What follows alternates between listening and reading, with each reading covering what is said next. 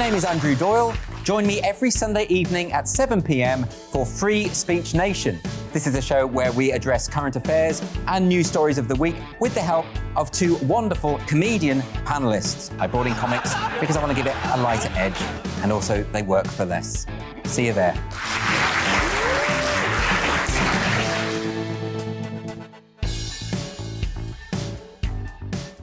Join my show Farage, 7 p.m. till 8 p.m. Monday through Thursday, and there you will get opinion, analysis, debate, and I'll cover stories that nobody else dares to touch. And then for the last 15 minutes, talking pints. We're over a drink. We have a civilised conversation with someone. We very often disagree, but we do it in a grown-up way. Come and join me on Farage.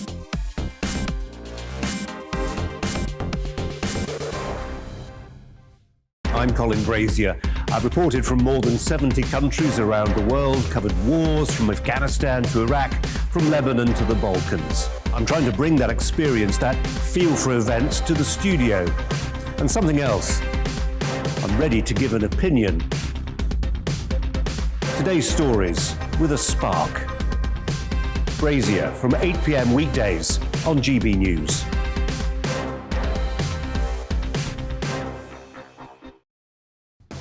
Coming up Wednesday on Dan Wootton Tonight, I'll reveal the results of an exclusive bombshell poll showing public trust in the Sussexes plummeting following Meghan's courtroom apology.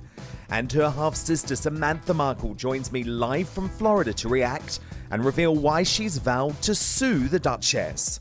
Robert Jobson joins me live from Jordan on the second day of Prince Charles's Middle Eastern tour to give his expert take on how the royal family are handling the Queen's health crisis. Why are the mainstream media ignoring the scourge of Islamist terrorism? Spiked Online's chief political writer Brendan O'Neill will tackle that in The Outsider. And the man who never shies away from the controversial but important topics, Rod Liddle, is back and uncancelled. And I'll break down the day's top stories with Wednesday's superstar panel, the columnist and broadcaster Amanda Platel, the conservative commentator Albiam Ancona, and the political and royal commentator Daisy McAndrew. That's Dan Wootton Tonight, 9 p.m. till 11 p.m. Monday to Thursday on GB News.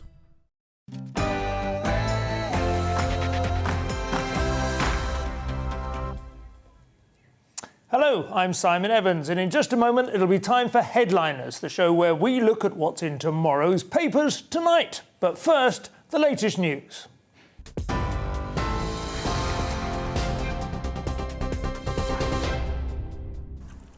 Good evening. These are your latest GB News headlines this hour. Sir Keir Starmer has said Boris Johnson has been dragged kicking and screaming to reform government standards. The Prime Minister has written to the Speaker of the House calling for an update to the MP's Code of Conduct. It came as the Labour leader demanded action on MPs working as paid political consultants or lobbyists. Ministers will vote now on new measures, although there have been claims that Conservatives are trying to water down the vote. Sir Keir said Labour had forced the Prime Minister to act. Under no illusion, the Prime Minister's only done this because his back was against the wall, because we, the Labour Party, have put down a binding vote for tomorrow. So this is a significant victory for the Labour Party. And I'd rather hope that all my press conferences are this successful, that whilst I'm making a demand of the Prime Minister, he concedes, caves in. Former Yorkshire County cricketer Azim Rafiq has said the racist treatment he received at the club led him to suicidal thoughts. He's appeared before MPs to discuss allegations of institutional racism at Yorkshire County Cricket Club.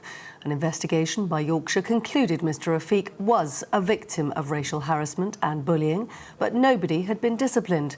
Mr Rafiq told the Digital Culture, Media and Sport Select Committee that abuse was commonplace. He went past a couple of men with beard and it was like, oh, is that your dad? If we go past a corner shop, or does your uncle own this? Everyone saw it. But because the institution and the environment, it becomes such a norm in there that I don't think anyone thought there was anything wrong with it. And that's probably why some people don't even remember it. 2 arrests have been made in West London by the Met's Counter-Terrorism Command. The arrests aren't linked to the taxi explosion in Liverpool. 2 men, aged 21 and 19, have been detained under the Terrorism Act. An address has also been searched in West London. Police say there was no immediate threat to the public.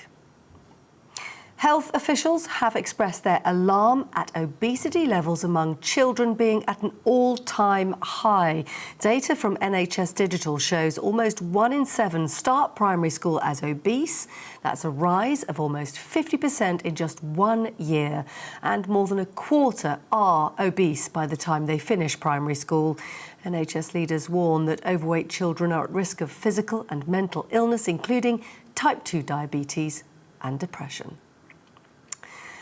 Sport now, and Wales have secured a seeded World Cup playoff spot with a 1-1 draw against Belgium. The home side went 1 goal down after a 20-yard shot, and then they managed to equalise some few minutes later. That's all from me. Now back to headliners.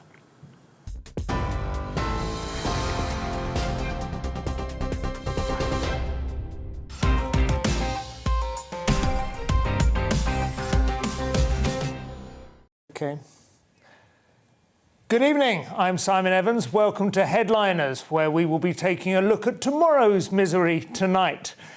We have a range of headlines to look for this evening, and the first one is the Daily Mail. Can we get that up on the screen? Oh,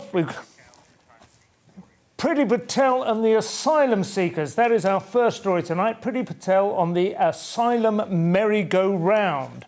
The next story after that is The Independent. And it is the cricketing racism row, which we just saw in the news there. Former Yorkshire cricketer Azim Rafiq breaks down in tears as he tells MPs about racist abuse yesterday.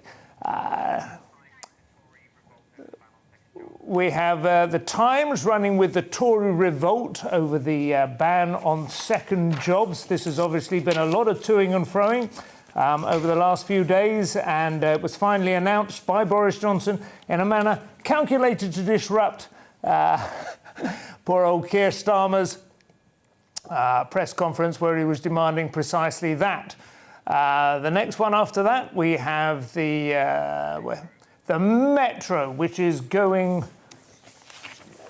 poison at the heart of cricket. This is the racism row again, in which an extraordinarily emotional Azim Rafiq broke down in tears as he told of his inhuman treatment by the sport's biggest stars whilst at cricket. The Guardian has Gove drawn into cronyism furore by backers' £164 million COVID contracts, and also the cricketing racism row. The Mirror has Royal Sleaze story about a Tory donor paying off Prince Andrew's £1.5 million debt. And tomorrow's Financial Times looks at Washington and Beijing agreeing to hold talks on nuclear arsenals, and Greece renewing its plea to retrieve the Elgin marbles. The Telegraph has led with a story that asylum seekers are falsely claiming to be Christians in order to gain entry to the UK, or possibly to be able to stay here and plead that they would be persecuted if they were to go home under their new faith. And the Express goes with that same false asylum claims to Christianity in the wake of the Liverpool taxi bomb, and also the Prince Andrew Sleaze story.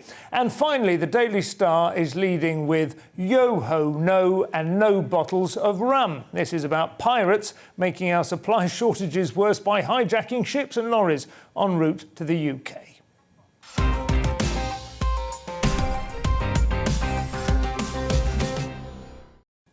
Well, this evening my guests are Tamandra Harkness. Good evening, Tamandra. How are you? I'm good. And Leo Kurse. How are you? Hi, Simon. Your monologue's usually funnier. Why wasn't it that funny?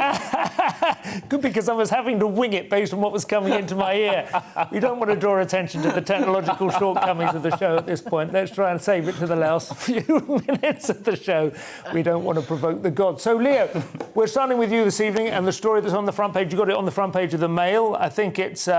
It ties in with quite a few strands that have been obviously being drawn together in the aftermath of this horrific taxi bomb yesterday. Yeah, like a David Icke lecture, it's drawn together a few disparate strands. So Priti is basically blaming or saying that the Liverpool bomber was taking advantage of the asylum merry-go-round. So he was denied asylum 7 years ago. You're pronouncing asylum with a very sort of... Is that a Scottish pronunciation? Asylum. Like a xylophone. Like it's part of a tree, like it's the xylem and the phloem. But anyway, yeah, OK. What, should I just say asylum? Asylum, a soft S. I've got a soft S. A Oh, my soft S, God. yes. See, that's what's wrong with this country. You don't pronounce your S's hard enough.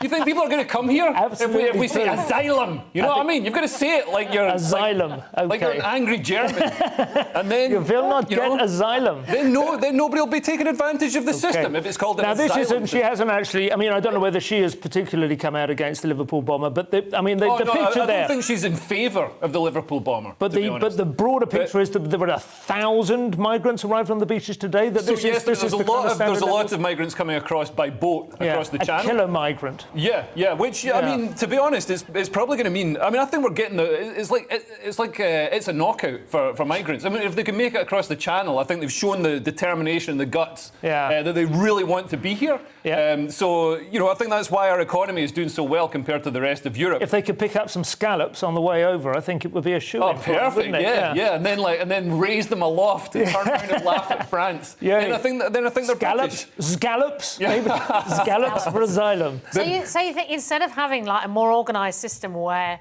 people could legitimately apply to come here to do jobs we actually need them to do, you just toughen up the entry process. So it's like maybe set fire to some of the channel, so you have to row a rubber dinghy across the busiest shipping lane in the country, in the world. We could have foam hammer. My wife goes mental if you go out beyond the buoys, like just swimming off the coast of Brighton. Boiling oil off the cliffs of Dover or something, and the few that make it through have earned the right to citizenship. They get honorary Britishness. I mean, I suppose... The shipping lanes are pretty dangerous already. I don't think you need to set fire to them. Or we could make it, like, more historically accurate and say, if you can recreate William the Conqueror and his army by coming over in... Fancy dress, sailing boats, win a battle with arrows, then you get to run the country. But seriously, like, what do we think is going to happen here? This has been an endless, ongoing argument. Is it? I mean, what would it take? 10,000? 20,000? Well, I mean, the numbers coming across aren't particularly high compared to. I mean, I think in 2015 they were at the peak. There were like 330,000 coming across a year. So, I mean.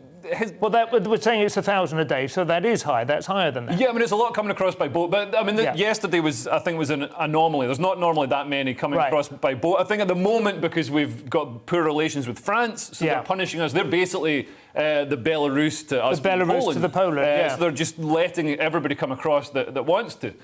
Which is everybody, because, they don't want to stay in France. They want to come to Britain. Well, this is the problem, isn't it? It's because we have France, and we really need to start broadcasting to the world that it's not that great here.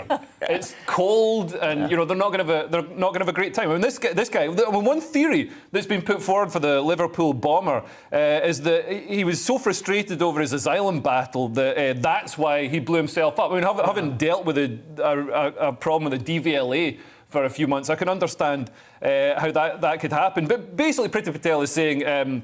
He was able to stay in the country for 7 years after his asylum claim was rejected because he appealed, and the asylum system is broken. Everything drags out too long. She said there's a whole professional class of legal services funded by the taxpayer, by the way, who are thriving off this and helping asylum seekers with their claims. So like any bureaucratic system, it can be gamed. Wherever there is public money, there is a scam, isn't there? There is a racket. I will say this, though, that is probably the first taxi driver whose life has genuinely been saved by the plexiglass barrier being installed in his cab, and the fact that the bomb didn't go off properly. Tamandra, you've been looking at Azim Rafiq, which is quite a disturbing story. Well, or is it? I don't know. I'm slightly on the edge here, but you go with it first. Well, I think it is a disturbing story. So Azim Rafiq, the ex-Yorkshire cricketer, has been telling MPs his experience of racism in Yorkshire Cricket Club.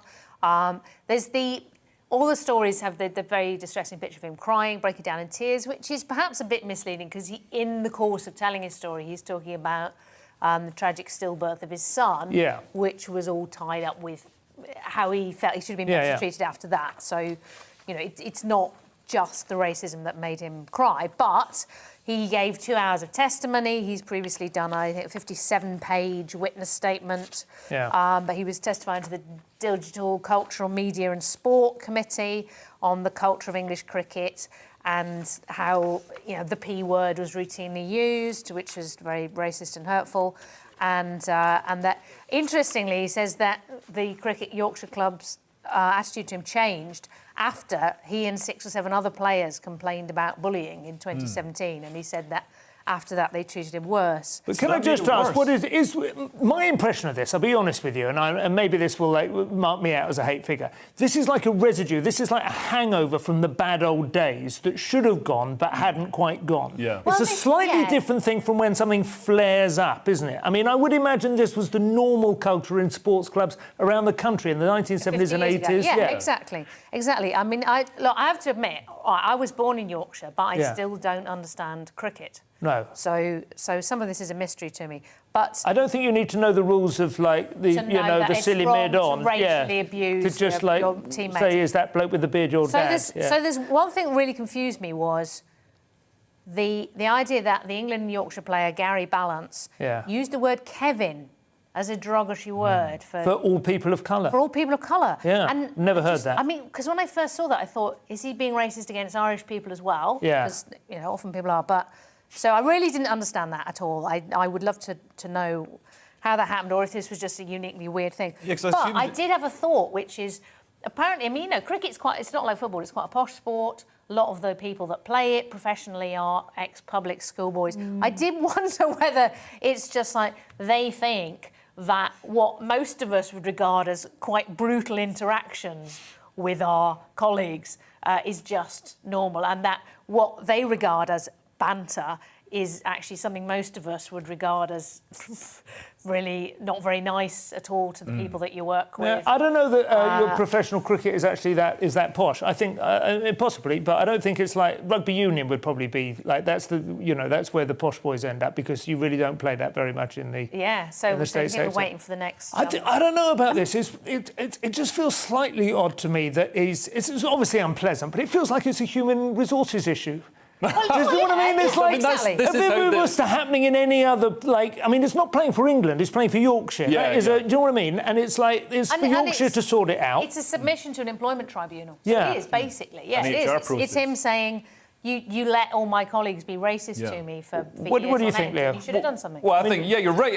It is an HR process issue. But it's got racism in it, so it's on the front page of The Guardian. Yeah. So, and it's, for me, I mean, it's interesting. Obviously, it's terrible, what happened to him. You can see from his reaction, this was ongoing. It wasn't pleasant. It wasn't banter. No. Banter is a terrible word anyway. It was like niggling him the whole time. Obviously, negging him. Yeah. Undermining. Horrible and obviously disrespectful to his religion. But they're saying, this shows evidence of institutional racism. Whereas we've had another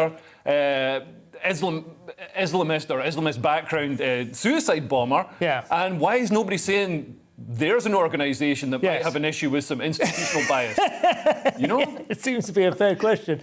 Moving on to The Express, and the story now, this is about Boris upstaging Keir Starmer, which is a fairly major story because this has been going on for a couple of weeks now, isn't it? Owen Paterson kicked it off, really, but there's a sense that sleaze is starting to mire this government, and Johnson, having attempted initially a very sort of evasive approach to this, a kind of kick it into the long grass approach, has done a full U-turn now and has announced massive response, a really quite serious overhaul of the rules. What have you got?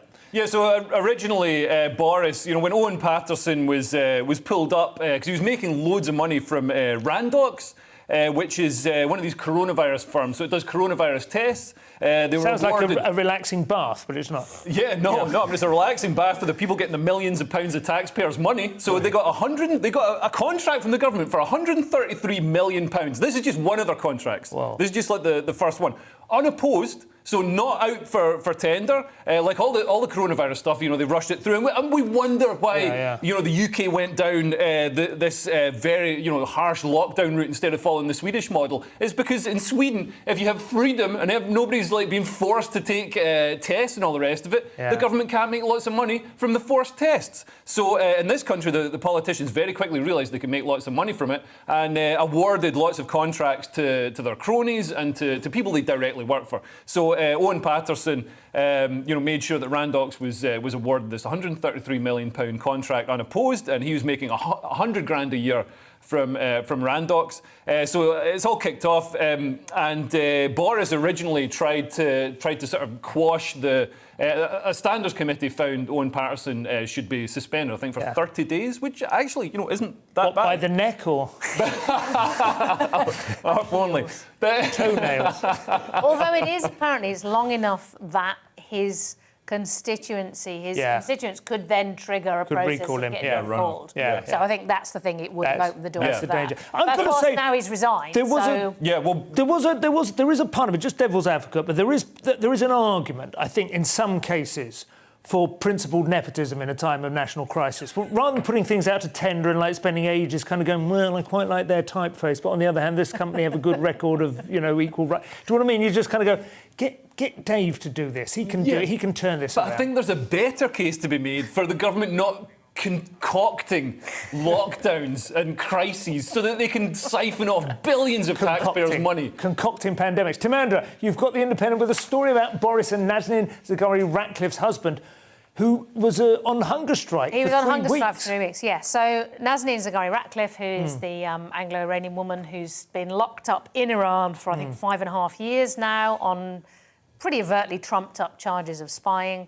And her poor husband, Richard Ratcliffe, here has been trying to get home and went on hunger strike for 21 days outside the Foreign Office. And his MP, Tulip Sadiq, I think, was involved in they were debating it in Parliament, and she read out a statement saying Boris Johnson basically never came to visit him, walked right past at one point. Maybe he didn't see him if he was on a hunger strike, though, was he? Do you think he'd wasted right away? Well, to be honest, last time Boris Johnson said anything, when he was foreign minister, last time he raised her case, he said, oh, well, she was in Iran teaching journalism, which she wasn't, and that just made things worse for her. So it's probably best. But clearly we all know that she's actually being held hostage because Iran thinks we owe them £400 million. Well, we do owe them £400 million. For some tanks we refused to deliver when they had a regime change. That's right, This goes back to when they had a Shah, before the revolution, so back in the, 80s? 70s, that would have been, And, the Casbah.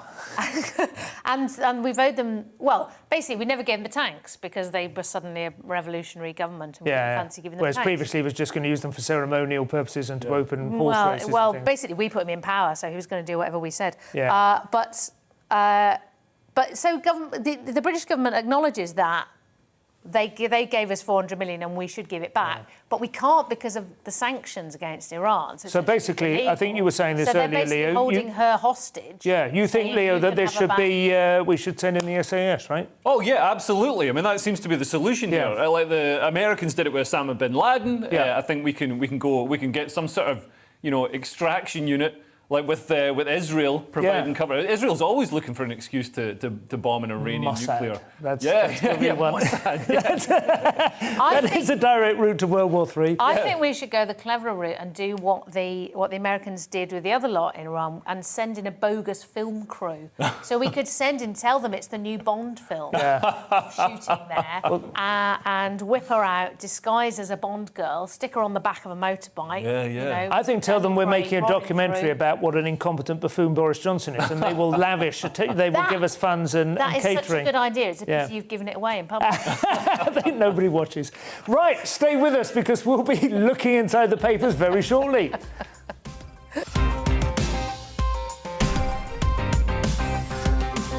You're watching GB News live across the UK and the world on our digital stream. GB News is Britain's news channel. We are the UK's home of discussion and debate from all perspectives. We are here for you. Don't forget to join our YouTube community by clicking on that subscribe button.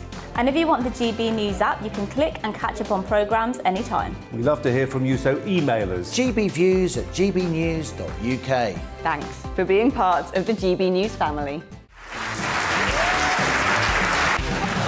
My name is Andrew Doyle. Join me every Sunday evening at 7 p.m. for Free Speech Nation. This is a show where we address current affairs and news stories of the week with the help of two wonderful comedian panellists. I brought in comics because I want to give it a lighter edge, and also they work for less. See you there.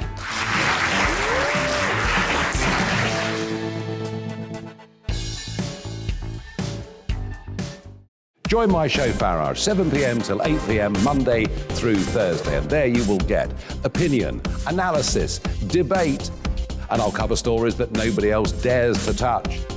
And then for the last 15 minutes, talking pints. We're over a drink. We have a civilised conversation with someone. We very often disagree, but we do it in a grown-up way. Come and join me on Farage.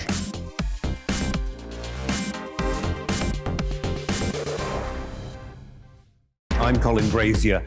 I've reported from more than 70 countries around the world, covered wars from Afghanistan to Iraq, from Lebanon to the Balkans. I'm trying to bring that experience, that feel for events, to the studio.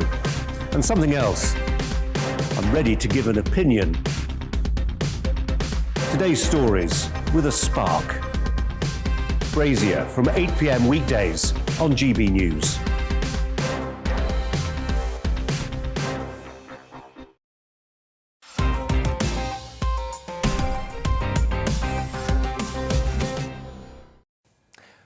Welcome back to Headliners. Before the break, we were looking at who's hitting the headlines. Now we're looking at all the other news, what's inside the front covers. I'm joined by Leo Kearse and Timandra Harkness.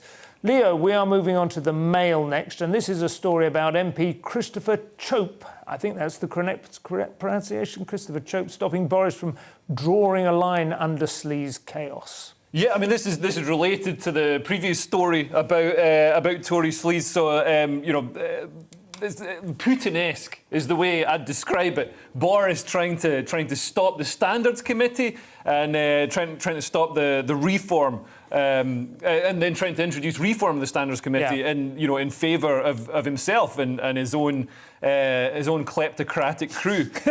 So the Commons has now officially rebuked Owen Paterson and dropped the Standards reform, which is good.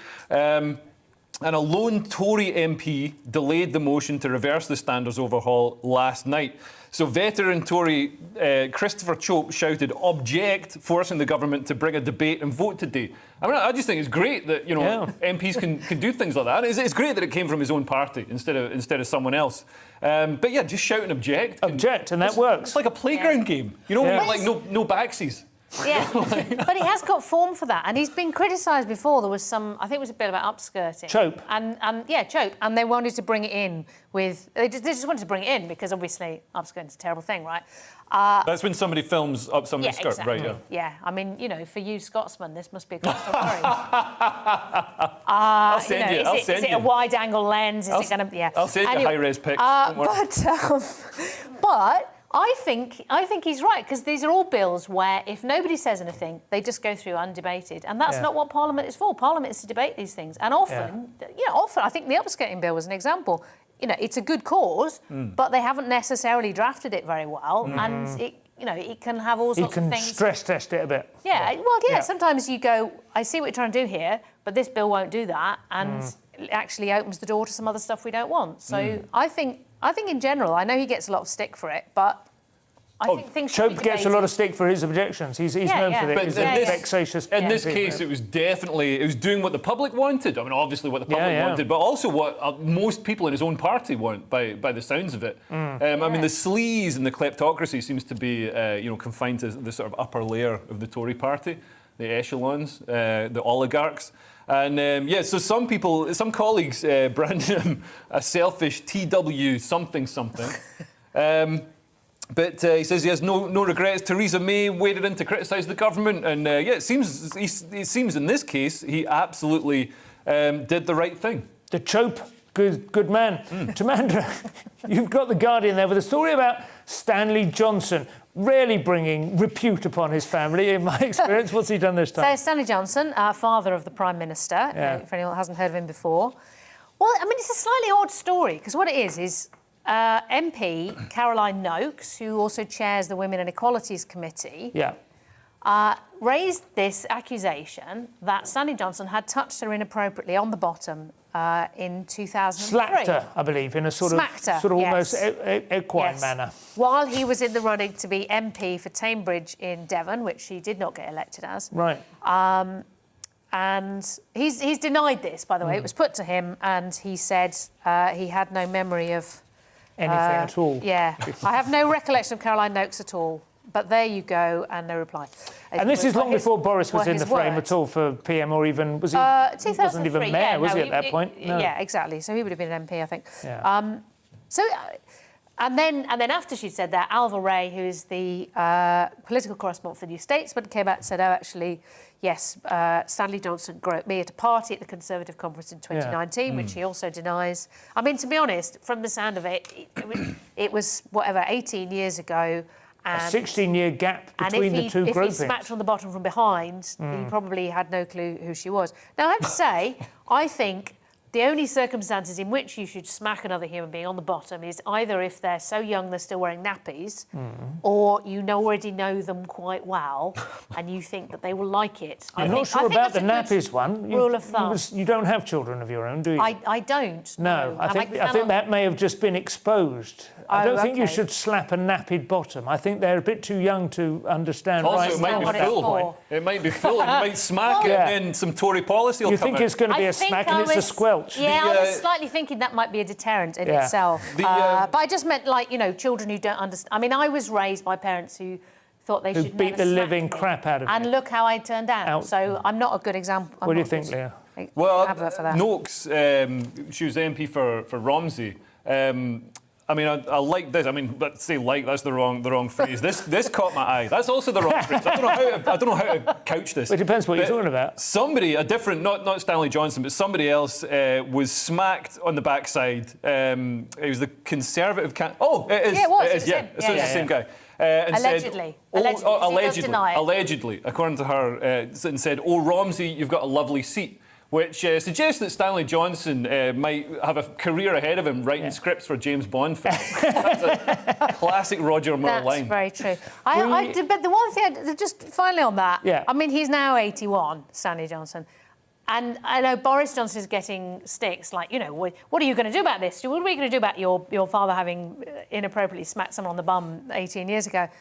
Which of us here would want to be responsible for anything an 81-year-old relative was doing now, quite frankly? My father's never done anything that would make me bring shame on I don't think so, no. Certainly not past the age of about 45 or so, anyway. To be honest, if it just emerged you had once looked inappropriately at another woman, I think I would almost feel a little stir of pride. He's so extraordinarily faithful, loyal and well-behaved throughout his entire life.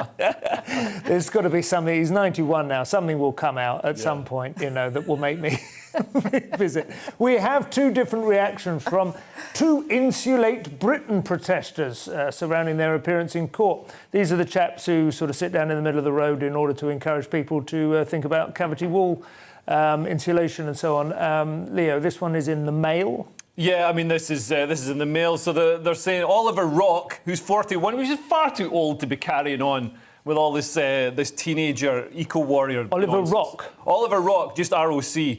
Defeated by paper, hopefully. Very good. And probably be defeated by a semi-truck as well. That would be more satisfying. So, I mean, this is the thing with the Liverpool bomber. I don't see why he's going to a women's hospital or a hospital for people who menstruate, whatever the correct term is, or a remembrance parade, when he could be going to Insulate Britain, and taking them, and then we'll all become that'll really change public opinion on ISIS. But yeah, so basically, Oliver Rock has said, put me in prison or I'll block the motorway again, like he's an 8-year-old child. He sounds like he should be wearing a nappy. Yeah. I saw a thing in there, he was saying, I think it's the same chap, he said, if you lock me up, 10 more will come forward. If you lock them up, 100 more will come forward. Yeah. If you lock them up, 1,000... And I was saying, sooner or later, they're going to peter out. I think after about 100... I think that would do it. The problem. Yeah, you know, or just, I mean, I don't know. I mean, if they get... Eventually, one of them's going to get run over, because that's what happens on roads. But that's what they want.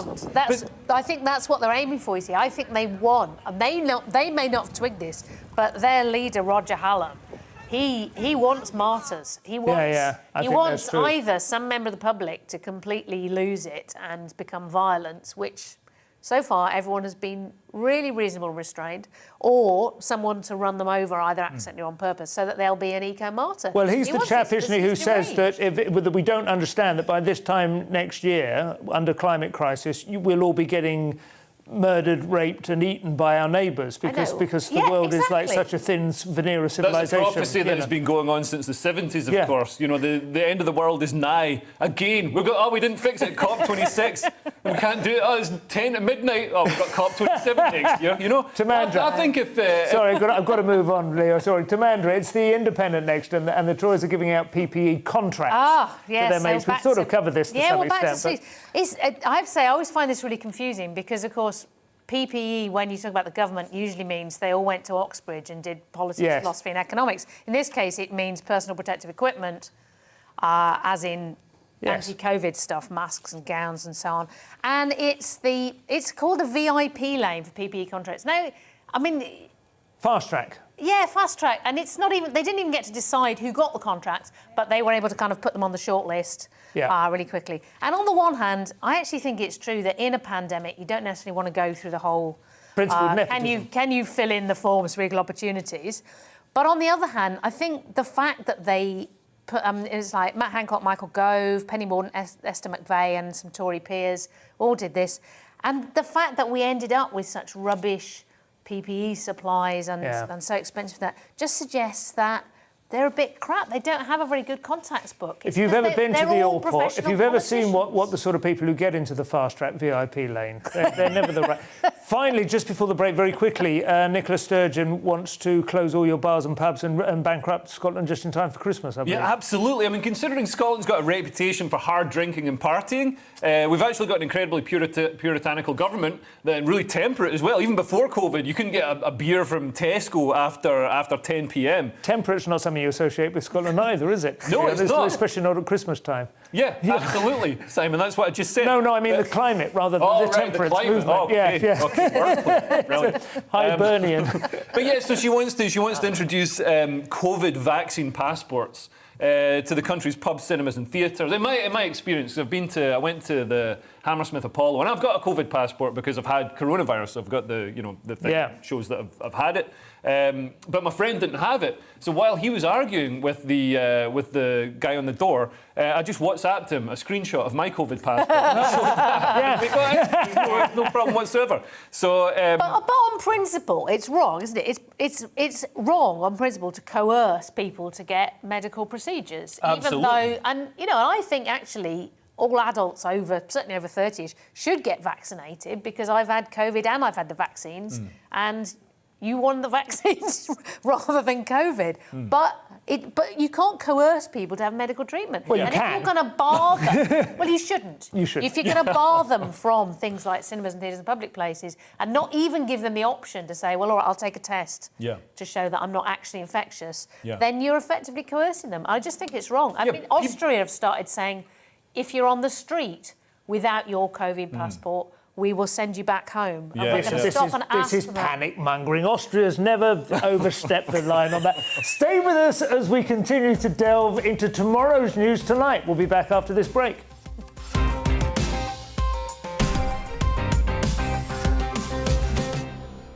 You're You're watching GB News live across the UK and the world on our digital stream. GB News is Britain's news channel. We are the UK's home of discussion and debate from all perspectives. We are here for you. Don't forget to join our YouTube community by clicking on that subscribe button.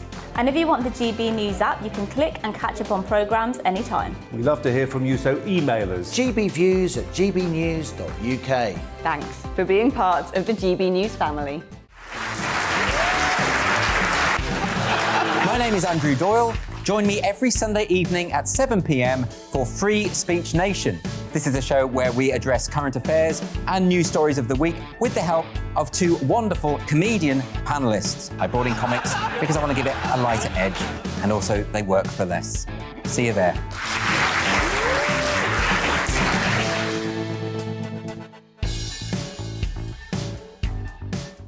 Join my show Farage, 7 p.m. till 8 p.m. Monday through Thursday, and there you will get opinion, analysis, debate, and I'll cover stories that nobody else dares to touch. And then for the last 15 minutes, talking pints. We're over a drink. We have a civilised conversation with someone. We very often disagree, but we do it in a grown-up way. Come and join me on Farage.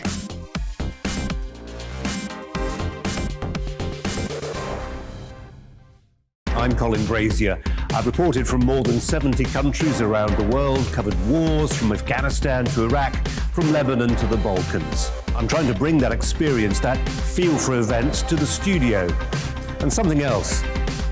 I'm ready to give an opinion. Today's stories with a spark. Brazier from 8 p.m. weekdays on GB News.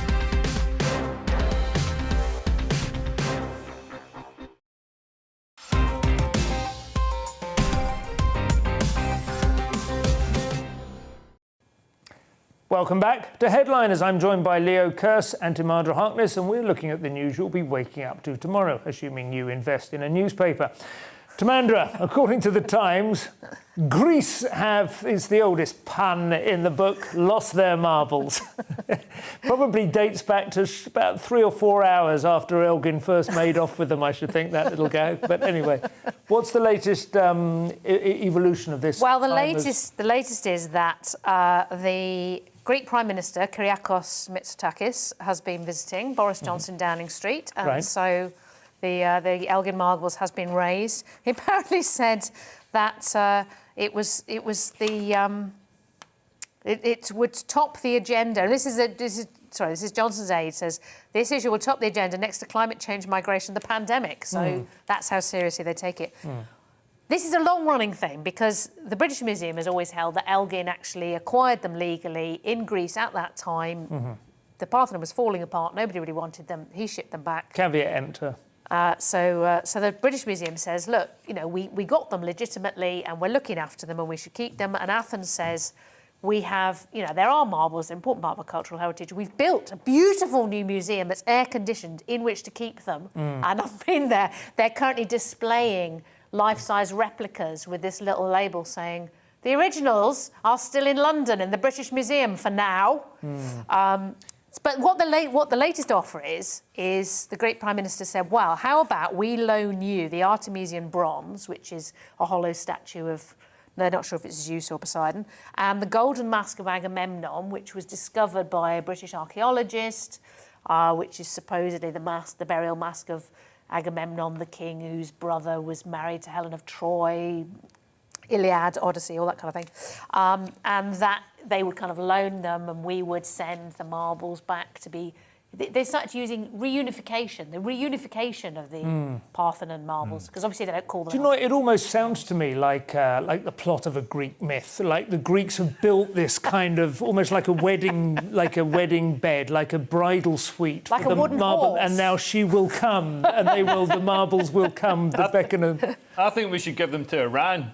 Yeah, good idea. Swap them for the women. They're worth 400 million. Yeah, and then that's a good idea. And then they can negotiate with that. Yeah, it's not a bad idea. Yeah. I do like them. I've been to see them in the British Museum. I think the British Museum have created quite a nice space for them as well. But obviously, it's not quite the same as seeing them, on site. But what I am not quite sure about, and I know you hold strong views about this, I think you could replicate them so perfectly that nobody need know which were the real ones. maybe this is it. Maybe they make perfect replicas, 3D printed, and the real ones, and then they put them in a room in the dark and shuffle them about. Exactly. And then both countries go in and just pick out the bits. And as long as you don't pick them, oh no, these are the fake ones, because yeah, because they're made out of fiberglass.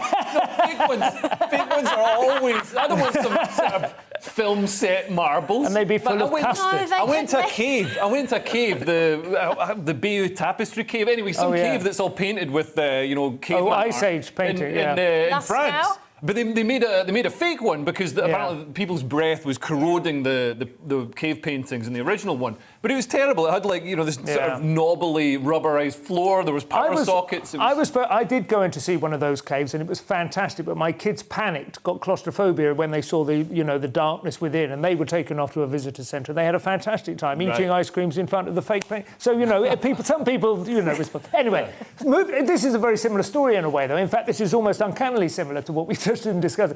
The Harry Potter Cathedral. I don't think that's its official title. It's actually Gloucester Cathedral, I think, but it's selling off stones, genuine stones, that have A, been part of the cathedral and B, perhaps been part of the movie. I don't know. So this cathedral was in the first 2 Harry Potter movies. I love how that's the sort of selling point for the cathedral. It's like you're literally built to worship God. You don't need to be crowing about, we're in Harry Potter. Like, you're God's representation on earth. Do you think this is what helped the taxi bomber guy to convert to Christianity? He saw the cathedral. I think what helped him convert to Christianity is the fact that if you convert to Christianity, well, for a start, it's takia, so it's you can lie to the infidels, and it's not a lie because they're subhuman. We're the infidels, by the way. I've derailed your Harry Potter story. and also, you can then say to the Home Office, you can't send me back there because I'm a Christian now, so I'll be persecuted. And also a wizard. Yeah. I'm surprised he didn't say he was also transgender or gay or something. But anyway, so this cathedral is selling stones from the walls. Probably not the ones from right at the bottom. No, this could backfire. The pulled out the keystones from I the don't think the they get to choose. I think there's stones that they've already taken out for renovation. Oh, right. So you can't just go in and go, I'll give you 30,000 for that one at the bottom. Right. I want you to chisel it out while I watch. They should sell. It's like London Bridge. They should sell it to somebody in Arizona. Yeah, this whole cathedral rebuild gets shipped over there. But so the stones cost £800. So if you've got lots of money and you're an idiot, you can buy a stone from this cathedral. I wouldn't mind an £800 stone in the back garden that had a bit of a conversation piece around it. Yeah, it depends how big it is. What you need, Simon, is we have a really well-maintained pinnacle, decoratively beautiful. Okay. There you are. You could this is from the catalogue, is it? A really well-maintained pinnacle. I'll sell you a recreation. You've also got a story, I believe, Tamandra, about Trump threatening to sack someone for playing Taylor Swift, which I think is quite reasonable. Normally these stories are supposed to make better decisions. This is the thing. Well, actually, he didn't, because he didn't find out. So it's an aide called Olivia Troy, who was an advisor to Vice... Troy with an E. OK, right, OK. We're not getting back to the Mask of Amendment. No, OK. Who was an advisor to Mike Pence, Vice President, and served on Mr Trump's coronavirus task force. So she was interviewed by MSNBC and said that she was really angry after a meeting where she'd lost an argument. And she came back to her office and was playing Taylor Swift really loudly late at night. And a colleague knocked on the door and said, "Are you trying to get fired?" So can we be clear? Was she playing Taylor Swift specifically to take revenge on Donald Trump? I don't think so. No, I think she was just in a mood, and Taylor Swift was the angry mood. And she was told basically she had to watch her back, because if the president heard she'd been playing Taylor Swift, because Taylor Swift criticised Donald Trump, and he was obviously very vengeful. But I couldn't help thinking, we all have some music that we'd sack somebody for playing. I mean, mine is, if I worked with someone and they played me Baby Shark, that would be it. I don't know that song. Is that what sort of colleague? You will. What sort of colleague would play Baby Shark to unwind? I mean, unless you're 4 years old. Yes. Well, yeah. I mean, to be honest, if I'd accidentally hired somebody who was 4 years old, I probably should sack. See, I have basically chosen a job where I don't have colleagues. I mean, that is essentially... No, you have children, though. Have you? Yeah. Your children are a bit old for Baby Shark. You'd be an executive in Nike. Or Nike, however you pronounce it. What, do they employ? Oh, yeah, to make shoes. Yeah. And so she kept her job anyway, Miss Troy. She kept her job because we never found out. But she did say, it was kind of loyalty checks and a Gestapo-like surveillance, and any sign of disloyalty was...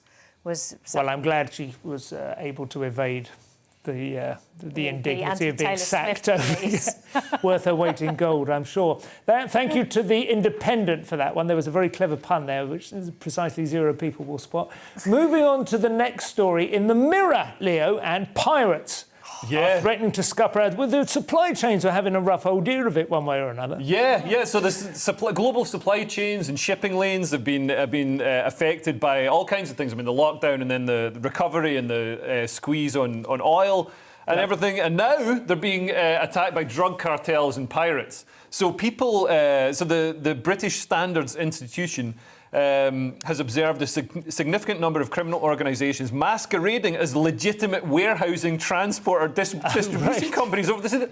Criminals are pretending to be. I mean, it's like, don't you have some sort of certification system? You're just putting up this fake. Yeah. Oh, no, it's just cardboard. Oh no, with some criminals behind it. Like those western towns they used to make in the desert. Exactly like that. So, but for somehow it's working, and people are handing over all these shipping containers. That's hilarious. They don't even need to be on the high seas anymore to do piracy. This sounds. I'm going to try it. I'm going to try it tomorrow. Or just get a truck and turn up at someone's house and go, I'm here to collect the shipping container. Yeah. You could honestly, if you wore high vis and had a clipboard, they would just hand it over. That's Nobody ever asked. Everything is so just in the old days. Pirates. Francis Drake. I mean, he was like feared for piracy, wasn't he? Around, you know what I mean? And now it's like the British Standards Corporation and some fake warehouses. Yeah. This is what's gone wrong with the world. Yeah. You can't even aspire to be a pirate with any degree of enthusiasm. Yeah. I mean, pirates, they're not quite as romantic as they used to be. There's no wooden leg. Well, there might be some wooden legs, but there's no parrots. They've probably got a whole case of wooden legs. Medical prostheses a shipping generally. container from Guangzhou or something. But, battery-operated parrots. And there's also drug cartels. Because of the rise in air freight, because... Is this illegal drugs or like pharmaceuticals sort of, illegal drugs. just like recreational drug cartels generally move illegal drugs. Yeah. Because there's not as much profit in legal drugs. No. Also, you were saying earlier that there was an awful lot of profit. That's your theory about the pandemic. Yeah. You know, to be fair, they're not the same cartel. But the margins are higher with raw cocaine. So, although the Tories are probably getting backhanders from them as well. It's a very good question. Who has made more money in the last 12 months, Pfizer or whoever is the current equivalent of... Pablo Escobar. Yeah, exactly, yeah. I don't know, has that been like decentralised now? Do Pfizer have hippos? Yeah. And apparently Pablo Escobar... Pfizer vaccine hippos are running feral in Florida. In the forest. Samandra, you've got a story about Grease the musical, which... another Grease I have some sympathy with this, again, funny. Well, I think this is really interesting. So what it is 2 schools in Perth, Australia, were going to do production of Grease, the classic musical. Presbyterian Ladies College and Scotch College, it's a boys' college, working together on a rendition for next year. And then some of the girls at Presbyterian Ladies College said, actually, this is really sexist. It's just like, I mean, first of all, you've got slut-shaming of Rizzo for having casual sex. And then you've got, at the end, Sandy Olsen, as the Olivia Newton-John character, saves her relationship by just completely changing the way she looks, changing her clothes to match with her, was it Danny Zuko? Travolta. Starts smoking, changes how she talks. And I'm like, well, yeah, you've got a point, although it was, like, set in the 50s. It was a 70s satire on the... Well, not a pastiche, but the other thing, you've got to remember, Danny Zuko also changed. He comes on in the cardigan, doesn't he? So they both do. But also, and she does look like she's having more fun in the leathers. Yeah. But also, it's actually... In a way, it's quite feminist because it's Rizzo's storyline. She gets accidentally pregnant. And she's like a faulty typewriter. And she's trying to get an abortion. Yeah. And she can't.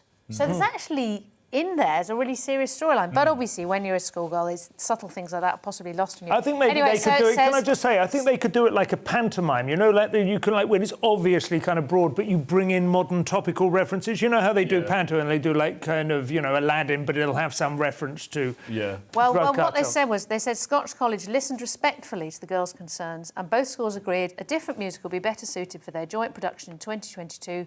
So they're going to do 7 Brides for 7 Brothers. Well, you've made that up, haven't you? I have made the last bit up. No, they are doing that. Yeah, 7 Brides for 7 Brothers, where apparently like 7 ranchers just go and literally. I mean, I saw you other women. You like wince when it was when the tomato said Scotch College, but that is actually genuinely what it's called. This has nothing to do with either Scotland or eggs. No, it's possibly eggs. It's a strange name, that Scotch College, isn't it? But that's offensive. Yeah, that's I think offensive that is to me. quite offensive. Oh my God! These kids. I feel sorry for kids these days. It's like they're complaining about slut shaming and Greece or whatever, and now they're going to replace it with a musical based on Greta Thunberg's speeches.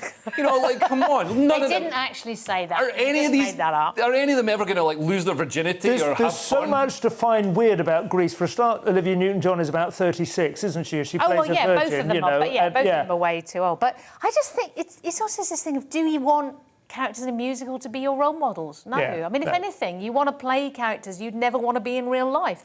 Isn't that the fun of fiction and drama? Well, now they're kind of doing like Frozen and Wicked. There is a kind of revisionist, feminist kind of ethos that's coming. I guess it wakes things up, doesn't it? It changes stuff, you know.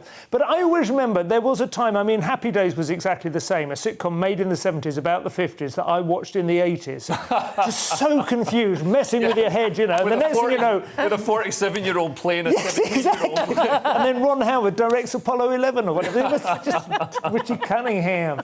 We have a story in the Mail next, Leah. What about Marco Pierre White, who is apparently is a convert to 3D printed steaks? Yeah, he's the next. There's a chef the other day who was let go from where was it, Claridge's or somewhere for wanting to go completely vegan. Completely vegan. So Marco Pierre White wants to sell 3D printed vegan fake steaks in his UK restaurants for £20 to £30. Is that cheaper than a steak in his restaurant? I have no idea. But so 3D printed vegan fake steaks. I've never heard anything sound less appetizing. No, it's horrible. And I read the story, and he said he's not worried about the fact that they don't taste right, because we can fix that. What we've been looking for this time is a sort of the fibrous nature of meat made out of pea protein. I'm like, I have not been looking for that all my life. Yeah. And the fact that they're always trying to make vegan food taste like real food, taste like meat. The fact that they're always trying to do that, doesn't that tell them something? Like, nobody's ever trying to get a steak and make it taste like broccoli. No. Apparently young people are into this stuff. And talking of young people, Will Young, do you see, he's not that young, but he is Will Young. He handcuffed himself to a lab that breeds... beagles. I was going to say basset hounds, the beagles. Beagles. Yeah, so Will Young cuffs himself to beagle breeding facility in protest of animal testing. This is obviously, because this is GB News, I'm now going to get hate mail because, so basically, he handcuffed himself to this place, MBR Acres in Cambridgeshire, which breeds beagles for laboratory testing. And he said, I wanted to bring attention to animal testing and the fact this puppy farms over 2,000... So he's gone down the Insulate Britain route of just attaching himself to it. Yes, exactly. At least he didn't glue himself to the gate. Did you see the picture of him there? Is he homeless now? Well, he's getting into character. He does... He does, in fairness, he says something like, I look like... A beagle? A beagle, no. He says he looks like them... I look like a step-toed son. But, yeah, okay. I mean, the thing is, OK, so this is very emotive. They breed beagles and they send them to be involved in testing of medical procedures and drugs. To be involved with, I like that. I don't think involved. Yeah. What is it? You're going to be involved. They don't get any say in the matter. I was present but not involved. They are exposed to things, you'll be see involved. the effect on their medical system, and mostly what happens to them is they are exposed to these things, and then they are euthanised and so on. And the other side of the story is the company says, we're absolutely fine with peaceful protests, but our employees have been harassed and threatened by these campaigners, which I know happens. I mean, I've known scientists who do animal testing. Ironically, one of them is also vegetarian. Right. And they've had to do things like check under their cars for bombs. So they get some serious harassment. And I'm afraid, it's not a nice thing to think about. No. It's a horrible thing to think about. Last story, we have a story in the Mail about the US boycotting the 2022 Winter Olympics. So US diplomats are going to boycott the Winter Olympics in 2022 in response to human rights abuses, and I think this might be linked to Xi Jinping refusing to take part in any COP26, any climate change. Yeah, you think that rather than the Uyghurs? I think the US has specifically described the treatment of the Uyghur Muslims in China as genocide, which other countries haven't gone as far as saying that. But yeah, so they have spoken. I mean, Xi Jinping is very isolated now, like physically isolated. He's not meeting any world leaders face to face. So they just spoke on video link, Zoom or whatever, and yeah. That's it. He's out. Okay. I think we should boycott it because they only had the Olympics 14 years ago. I think it's far too soon to go back to China. Spread it around a bit. Ladies and gentlemen, thank you so much for joining us for Headliners. We'll see you again tomorrow night. Thank you and good night. Good evening. Skies will start to clear overnight, which will allow a brighter day for many of us tomorrow with a bit of sunshine. There will be a slightly fresher feel, though, thanks to a cold front introducing cooler conditions, but not especially cold, just fresher than it has been. This weather front is also bringing some outbreaks of rain, particularly to Scotland through this evening, but as it sinks southwards, it really is weakening. So really just a band of cloud with some light rain and drizzle across northern England and Wales. Following on, there will be lots of showers overnight for Northern Ireland and Western Scotland, some snow likely over the tops of the hills and staying very gusty here as well. As skies clear further south, temperatures will drop well down into single figures. But although it'll be a fresher start to Wednesday, it should be a brighter start as well. Certainly across the Midlands, East Anglia, much of southern England, South Wales, sunny spells for most of the day. Cloudy skies further north, a few showers over northwest England, but they fizzle out, as should the showers across Northern Ireland. We'll keep some going across western Scotland for most of the day, and still pretty gusty here also. As I said, a slightly cooler feel, temperatures not as high. There will be a brisk breeze blowing, but those numbers are still around or a touch above average for this time of year. Through Wednesday evening, we'll see patchy rain trickling into Northern Ireland and becoming more extensive across Scotland during Wednesday night and into Thursday. A little bit of that getting into northwest England, but again, much of the south stays dry. And then we're back to mostly cloudy conditions on Thursday with rain persistent over northern and western Scotland, a bit of drizzle for southern Scotland, the hills of northwest England perhaps, but for many it's a dry but grey day. Again, it will be fairly breezy, particularly across the northern half of the UK. But look at the temperatures back up into the teens, 14, 15 degrees is possible across northeast Scotland. Staying fairly cloudy, but most places dry once more on Friday. Things turn colder through the weekend.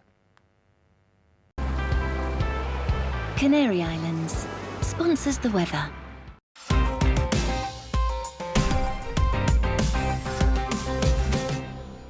You're watching GB News live across the UK and the world on our digital stream. GB News is Britain's news channel. We are the UK's home of discussion and debate from all perspectives. We are here for you. Don't forget to join our YouTube community by clicking on that subscribe button.